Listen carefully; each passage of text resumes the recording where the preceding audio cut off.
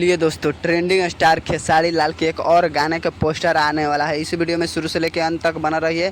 कौन सा गाना आने वाला है इस वीडियो में शुरू से लेकर अंत तक बना रहिए। हमेशा ऐसा वीडियो न्यू फॉर्मेशन जितना जल्दी लाने को मैं प्रयास करता हूं आप लोगों तक।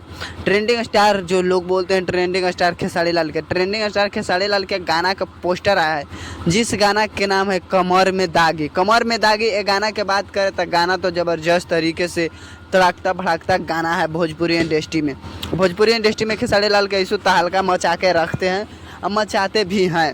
तो ट्रेंडिंग स्टार खेसारी लाल के गाना आने वाला जिस गाना के नाम है कमर में दागे। बात करें कि गाना को लिखे कुंदन बिहारी और खेसारी लाल के गाना 31 तारीख के सुबह 7 बजे 31 तारीख को आएगा। और आप लोग धमाल और बवाल भोजपुरी इंडस्ट्री में मचाते रहिए। हम हमेशा ऐसा वीडियो आप लोगों तक जितना जल्दी लाने को मैं प्रयास करता हूं। हम हमेशा ऐसा वीडियो आप लोगों तक जितना जल्दी लाने को मैं प्रयास करता हूं।